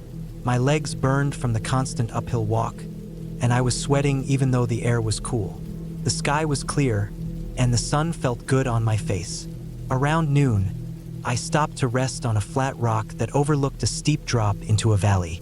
I took off my pack, drank some water, and chewed on a granola bar. That's when I noticed something strange. Down in the valley, maybe half a mile away, I thought I saw movement. Just a flicker. I squinted and tried to focus. For a second, I thought I saw a person moving through the trees. It was far away and partially hidden by the branches, so I couldn't be sure. But something had moved. It was odd because there were no trailheads nearby. The area I was in was far from any public roads. If someone else was out there, they had to have hiked in like I did, and I had seen no one. Still, it wasn't impossible. I shook it off and kept walking. By late afternoon, I found a flat spot beneath a rocky outcrop that would shield me from the wind. I pitched my tent, filtered some water from a nearby puddle, and sat quietly for a while. I hadn't seen or heard anything since that brief movement in the valley. Just as the sun began to set, I climbed up onto a large boulder to get a better view. The valley I had walked past earlier stretched out below me. I stared at it for a long time, watching the shadows grow longer as the light faded. That's when I saw something again. There was a person standing near the tree line. At least I thought it was a person. They weren't moving. They were just standing there, half concealed by trees, facing uphill toward me. It was too far to see clearly, but the shape was unmistakably human. My stomach turned a little. I stared for a full minute. They didn't move. I climbed back down and tried to stay calm. Could be another hiker. Maybe someone had a campsite down there, but something about it didn't sit right. I cooked a quick dinner and sat with my back to a tree, scanning the woods until it got too dark to see. That night, I didn't sleep well. I kept waking up and listening. Every time I thought I heard a branch snap or leaves crunch. I never saw anything when I looked outside, but the sense that someone was nearby stuck with me. In the morning, I skipped breakfast and packed quickly. I just wanted to finish the loop and get back to my car. The trail curved around a narrow ridge with steep drops on either side. I kept checking behind me as I walked, but I saw no one. After 2 hours of hiking, I reached a wide, flat stretch of trail lined with boulders and low shrubs. That's when I saw the footprints. They were ahead of me, pressed clearly into the dirt. They weren't mine. They were spaced differently, and the tread didn't match my boots. They looked fresh. I crouched down and studied them. Whoever left them was headed in the same direction I was going. I felt the hairs on the back of my neck stand up. I wasn't alone. Someone else was definitely out here. I kept moving. I didn't stop for lunch. I just wanted to get out. The trail started descending slowly, and I recognized some of the landmarks from my map. I was getting close to the place where the loop would circle back to the trailhead. As I came over a ridge, I heard something behind me. A sharp crack, like a branch snapping underfoot. I turned quickly, but again saw nothing. I hurried forward, trying not to panic. That's when I saw it. A man, standing just off the trail, maybe 30 yards back. He wasn't wearing a backpack. He had a long beard and a dirty jacket. He stood perfectly still, watching me. I stopped and stared. He didn't move. My heart was pounding. I turned and started walking faster, almost jogging. I didn't look back. For the next mile, I kept up that pace. Every few minutes, I'd glance over my shoulder, and I'd catch a glimpse of movement, always just out of clear view. It felt like he was following me, but staying just far enough behind to avoid being seen clearly. Eventually, I made it back to the trailhead. My car was still there. I threw my pack in the back seat, locked the doors, and drove away without stopping. My hands were shaking on the wheel. I kept checking the rearview mirror all the way down the mountain road. When I got home, I looked up that section of the forest. There were no campsites nearby, no roads, no reports of other hikers in the area that week. I thought about calling someone, the Forest Service maybe, but what would I say? That I saw a man standing in the woods? For days after, I kept going over it in my head. I know what I saw. He was real. He followed me, but I got out. I didn't lose the trail. I didn't get hurt. I just got scared. I think about it now whenever I plan a new hike. I still go out there, but I'm more careful. I never go alone anymore, and I always bring a GPS.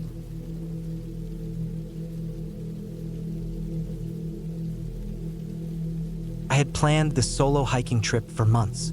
I wanted to disconnect from everything for a while. I needed peace, quiet, and some space to clear my head.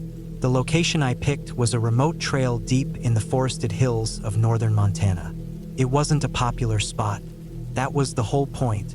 I didn't want crowds or noise. I found it online after hours of digging through forums. The trail didn't even have a name on the official maps. Just a narrow line that weaved between tall ridges and old-growth pine. The weather was dry for weeks, so the timing felt perfect. I packed my gear: tent, sleeping bag, stove, plenty of food, a water filter, first aid kit, 2 knives, and a loaded pack. I carried enough to stay out for 4 or 5 days. My plan was to hike about 12 miles in on the first day and then take my time coming back. No cell reception, no GPS, just me and the woods. I parked my car at a small turnout on a gravel road and locked it. There was a faded trail marker at the edge of the trees, barely visible. It looked like no one had walked there in years. The air was still when I started hiking. All I could hear were my boots on the dry earth, birds in the distance, and the occasional rustling of squirrels darting through the brush. The trail was thin but easy to follow. It sloped gently upward, twisting through thick stands of pine and spruce. After about 4 hours of walking, I passed a dry creek bed and found a small flat spot to take a break. I drank some water, ate a snack, and checked my topo map. I was right on track. The trail curved west after the creek and climbed a ridge that overlooked a narrow valley. That's where I wanted to camp for the night.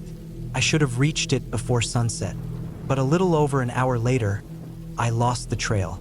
At first, I thought I had just missed a bend. The path had gotten thinner and more overgrown, and the trees had closed in tighter. The ground was covered in pine needles and dead leaves. I turned back, tried to retrace my steps, but I couldn't find where I came from. Everything started looking the same: trees, brush, dirt. I stayed calm. I knew the sun set behind the ridge, so I turned east and kept walking. I figured I would hit the trail again if I just stayed straight. But the forest got thicker. My pack felt heavier. I kept stepping over fallen logs, pushing branches out of the way. I checked my compass. I was going in circles. I stopped. My shirt was soaked with sweat. My legs ached. It was almost evening. I had to set up camp. I found a flat area next to a large boulder and pitched my tent. I boiled water for dinner and ate quickly. No fire. I didn't want to waste energy gathering wood. I tried not to let the stress get to me.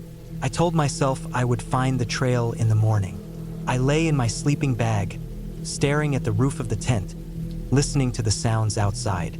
Every crack of a twig made me tense, but nothing came close.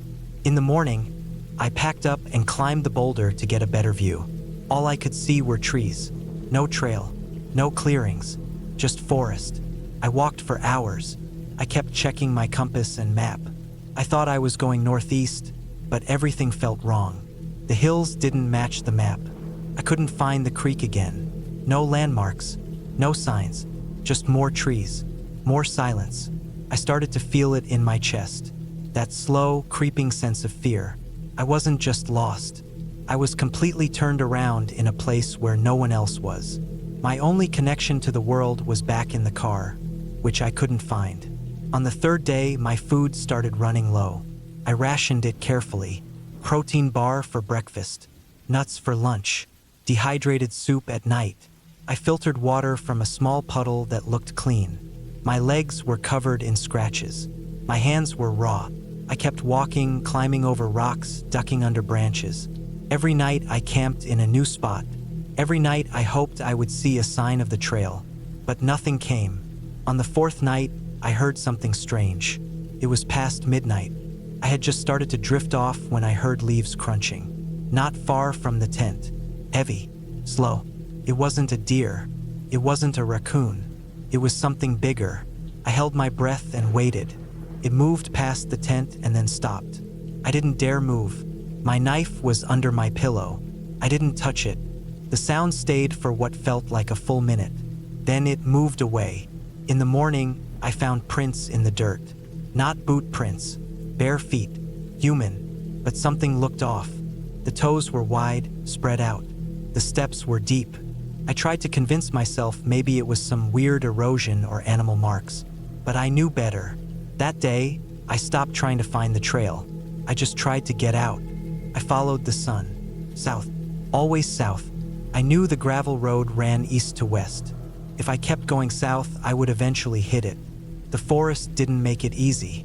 The land dropped into ravines, steep slopes, wet moss-covered rocks. I slipped and fell several times. My knees were bruised. My hands stung from grabbing thorns. I ran out of food that evening.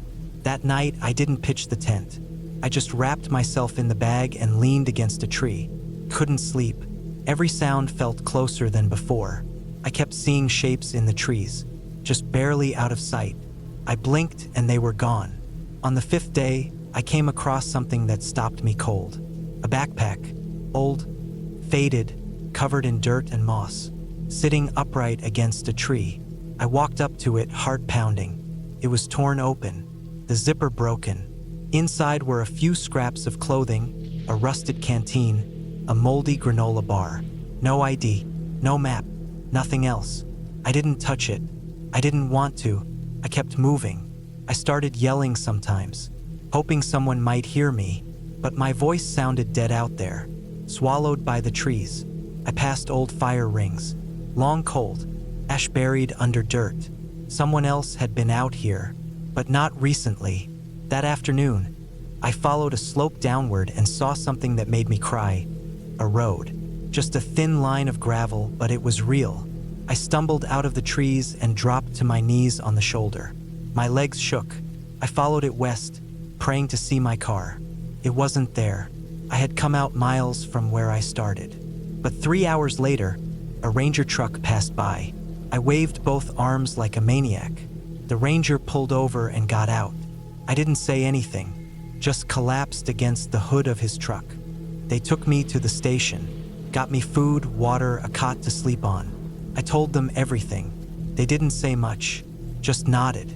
One of them told me I wasn't the first person to get turned around up there. Said it happens more often than you'd think. I never went back. I still hike, but only marked trails. I always carry a GPS now. I check in every few hours. And I never, ever hike alone. I think about that trip all the time. The sound outside my tent. The barefoot prints. The old pack. I tell myself it was just the forest. Just bad luck. But some nights I wake up and I can still hear those footsteps, just outside the edge of my memory, moving slow, getting closer. That place is still out there, and I have no plans of ever seeing it again.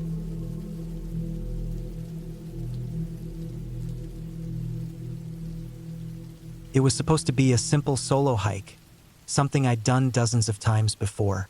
I picked a trail I had never been on, not too far from where I lived, but remote enough to give me that full isolation feeling. The kind where it's just you, the wind, and the trees. The area was a lesser-known stretch of forest that wrapped around a few hills and small rocky ridges, located about 3 hours from my town. No tourist traffic, no social media hype. Just a long dirt trail that looped through about 20 miles of rough forest terrain. That day, I packed light but smart. My backpack had a hydration bladder, protein bars, a first aid kit, a flashlight, a compact sleeping bag, a tarp, a knife, some rope, and a small emergency beacon in case I really needed help. I also brought a paper map of the trail since there was no cell service out there. I started early in the morning, right after the sun came up. The trail began quiet and peaceful. Birds chirped softly overhead, and the forest was alive with early morning sounds. Everything smelled like wet earth and pine needles. The air was cool just the way I liked it. I had the whole day to myself, and I planned to make it to the farthest ridge before sunset and sleep out there for the night. Then I'd hike back the next day. For the first few miles, everything was normal. I kept a good pace, stopping now and then to drink some water or take a short break. There were no signs of other hikers. The trail was worn enough to follow clearly, but not maintained. Roots stuck out from the dirt, and in some spots I had to push through tall grass or duck under fallen branches. It was exactly the kind of quiet I was looking for. No cars, no people, just the steady crunch of dirt under my boots and the occasional rustle of leaves. Around noon, I reached a small clearing that opened up to a wide view of the hills below. I stopped there to eat a protein bar and study the map. I was about halfway to the ridge. The sun was high, and I could feel the heat starting to rise. I reapplied some sunscreen, stretched a little, and moved on. By the time I reached the denser part of the forest, the sunlight had already started filtering through in long, angled beams. I walked under a thick canopy that muted every sound. I noticed fewer birds. The silence was heavy, but not unusual. I passed a couple of deer tracks in the soft mud and saw the shredded bark on a tree where a bear had scratched at some point. But there were no fresh signs. Nothing felt off yet. At about mile 12, I noticed something strange. The trail started to split into barely noticeable forks. According to my map, there should have only been one main path looping around, with maybe a few short branches leading to campsites or lookout points. But here I was seeing more than just side paths. They weren't even marked, just faint depressions in the ground, like someone had walked off trail and others had followed, trampling the same line until it became its own way. I kept to the main path, trusting the map. The shadows grew longer, and I was getting close to the ridge. I could feel the incline in my legs. The trail became steeper and the undergrowth thicker. I checked my map again and saw that I was maybe a mile from the ridge. But when I looked up, I realized I had missed a turn somewhere. The terrain didn't match. The hill in front of me was too steep, too rocky. I backtracked a bit, but every side trail looked the same. There were no markers. My map was useless now. I wasn't panicking, but I was definitely more alert. I marked a tree with my knife, just a single shallow X in the bark, to keep track of where I'd been. Then I picked the most well-worn path heading uphill and followed it. The forest felt different now. Not supernatural or anything like that, just wrong. Like something about the layout wasn't making sense. I'd been hiking for hours, but the distance felt off. I should have hit the ridge by now, or at least a known turn-off point. It was starting to get dark, and I didn't want to risk pushing too far without daylight. I found a flat spot between two large trees, cleared it of sticks and debris, and set up my tarp between the trunks. I laid out the sleeping bag on a patch of dry leaves and ate another bar. I was tired but alert. As night settled in, the temperature dropped fast.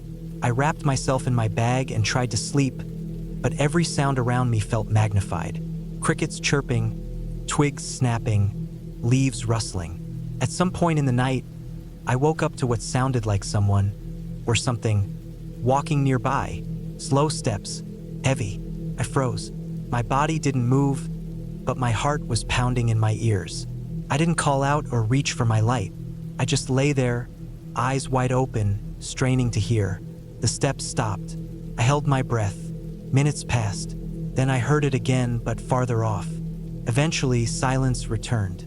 I stayed awake for hours after that, clutching the knife under my sleeping bag.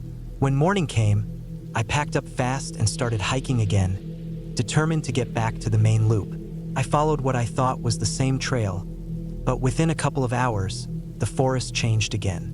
I came across a stretch of ground littered with old, rusty cans and broken glass. Not just a few scattered pieces, dozens of them half buried under moss and leaves.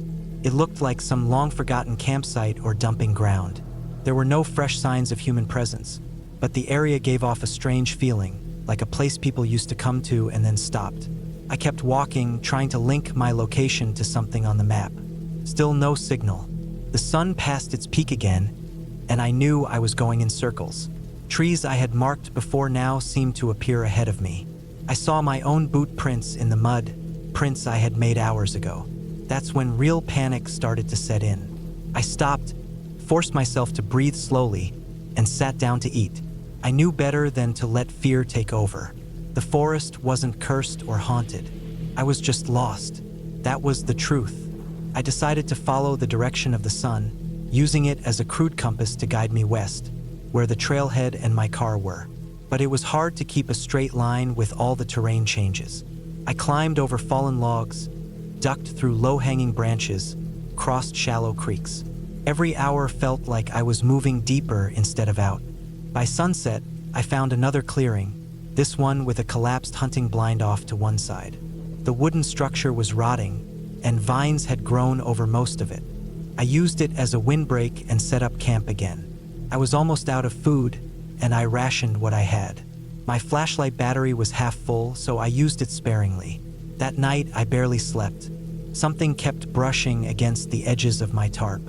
Not animals, branches, or wind, maybe, but I couldn't be sure. I just stayed curled in the middle, knife in hand again, too tired to be scared, but too scared to relax. I waited for daylight like it was the only thing that mattered. The third day was worse. My water was low. My legs were sore. My sense of direction was all but gone. The forest was playing tricks on me now. Not in a magical way, just in the way deep woods can twist your memory. I thought I heard running water at one point and followed it for half a mile, only to find nothing but dry leaves and silence. I thought I saw movement in the trees ahead, maybe a deer, but nothing came out.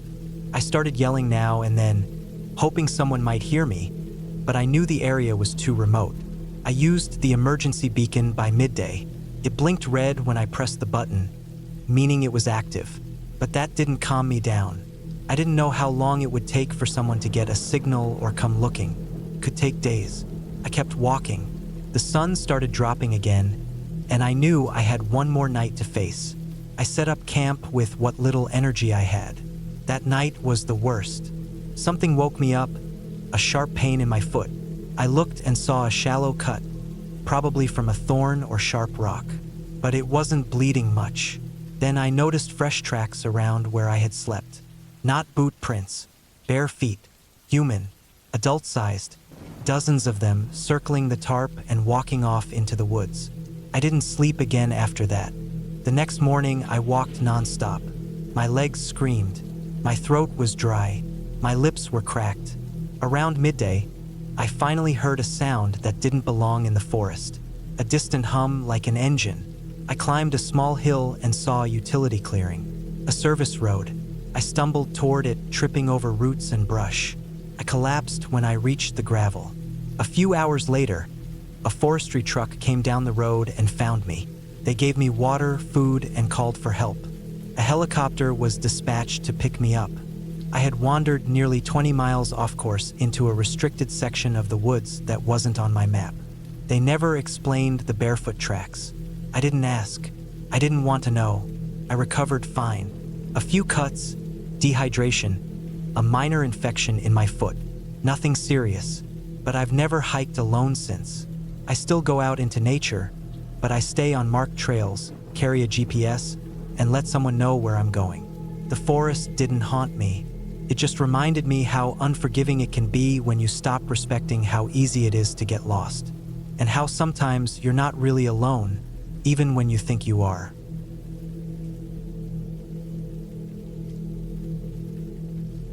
I've always liked being alone in the woods.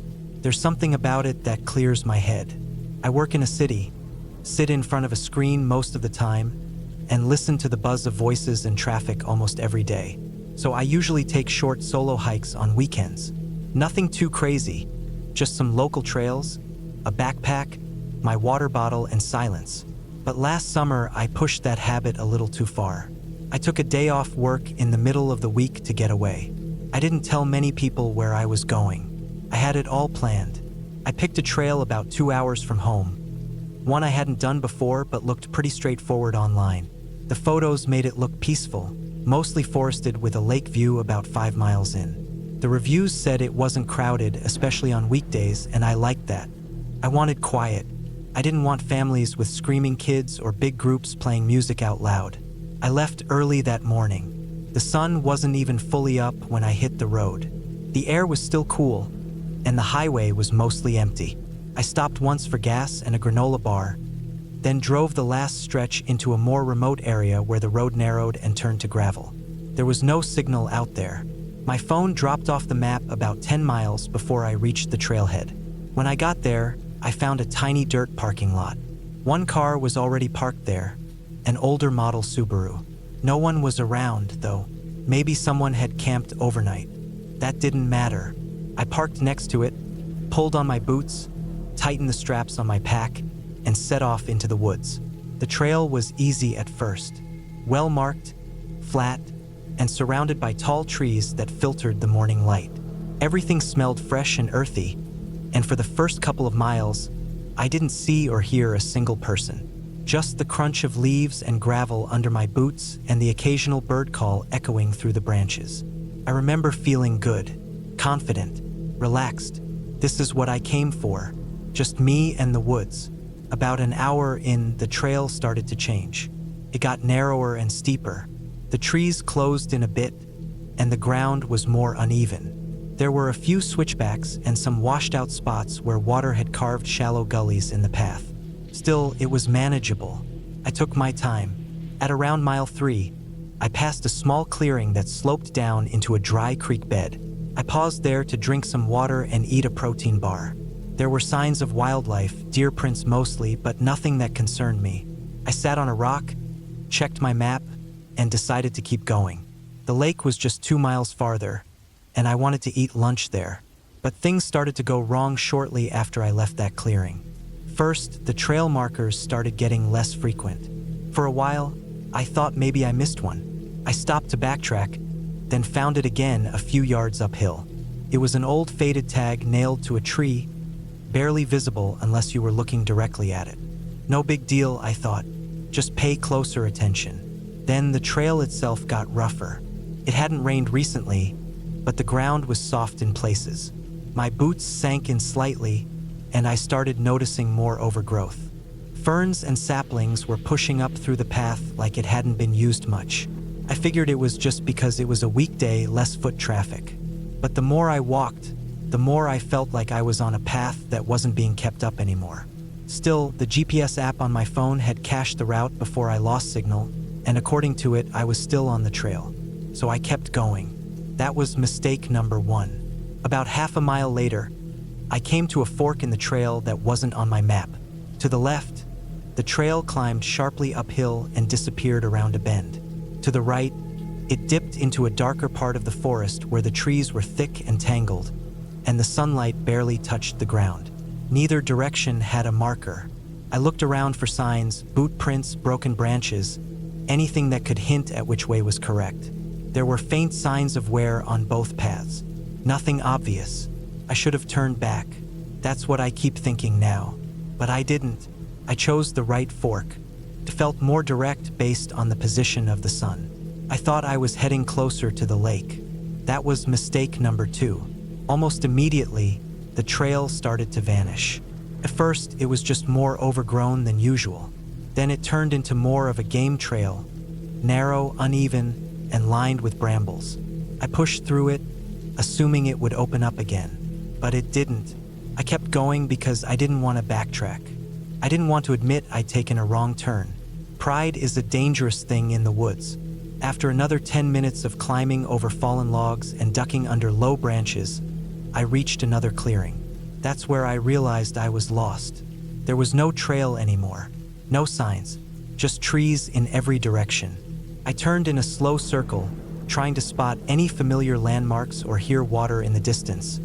But there was nothing, just quiet, too quiet. I sat down and pulled out my phone again. No signal, no update on the cached map. The battery was at 62%. I hadn't brought a backup charger because I hadn't planned on staying out long. I turned the phone off to save the battery and stood up again. I picked a direction and walked. I told myself I'd go straight for 10 minutes, then reevaluate. But 5 minutes in, the ground changed under my boots. It got soft again, too soft. I looked down and saw thick black mud bubbling up in patches. A marsh. That meant I was way off trail. I hadn't seen any wetlands on the map earlier. I stepped backward, but one of my boots stuck in the mud. I yanked it free, but it made a sucking sound, and I almost lost my balance. I moved fast after that. I tried circling around the marsh, hoping to find dry ground that led back uphill. But the more I moved, the more disoriented I became. Trees looked the same. The light through the leaves didn't help anymore, and everything started to feel off. Not dangerous exactly, just wrong. After a while, I stopped walking. I had to. I was sweating, tired, and my feet were starting to blister. I checked my watch. It was 1:30 p.m. I'd been out there for hours. My stomach was growling, but I didn't want to eat. I just wanted to figure out where I was. I sat under a tree and listened. Still nothing. Not even birds now. That was the first time I felt fear crawl up my spine. Real fear. The kind that makes your stomach turn and your hands shake. I wasn't panicking yet, but I was getting close. I knew the basics. Stay put. Don't wander too much. Use the sun to orient yourself. Try to climb to higher ground if possible. So I got up again and picked the direction where the land seemed to rise. That was mistake number 3. The slope was steeper than it looked, and the brush was thick. I slipped more than once, grabbing branches to steady myself. One broke and sent me sliding backward into a mess of thorns. My arms got scraped. One cut on my wrist bled for a while before it finally scabbed over. Eventually, I reached the top of the ridge. I expected a view or something, anything to help me get my bearings. But it was just more trees. And behind me, the sun was starting to shift. The light was no longer bright and warm. It was turning gold, then orange. I had maybe 2 hours of daylight left. That's when panic really hit. I started walking fast, almost running. I didn't care about direction anymore. I just wanted to find a trail, a campsite, anything man-made. I shouted a few times, even though I knew no one would hear me. My voice sounded small and strange in the quiet. Then something happened that changed everything. I found a tarp. It was old, dirty, and half covered in leaves, strung between 2 trees like a makeshift shelter. Under it were rusted cans, a broken lantern, and some scraps of fabric. A campsite, but not a recent one. Maybe months or years old. Still, someone had been there. I searched around it, thinking maybe there was a trail nearby that I'd missed. But there wasn't, just more trees. I sat down near the shelter and tried to calm down. I drank the last of my water and checked my watch again. It was almost 4 p.m. I had maybe an hour of usable light left. I had no signal, no map, and no water. My legs were sore, my hands were scraped, and my throat was dry. I had 2 options, try to keep moving or stay put and wait for morning. I chose to stay. I cleared a small space near the old tarp and laid out my emergency blanket. It crinkled loudly in the still air. I kept my knife nearby and tucked my backpack under my head. That night was the longest of my life. I didn't sleep much.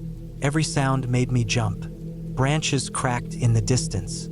Something scurried through the leaves near my feet. At one point, I heard something heavier moving. Not close, but close enough to make my heart pound. I stayed frozen, eyes wide, barely breathing.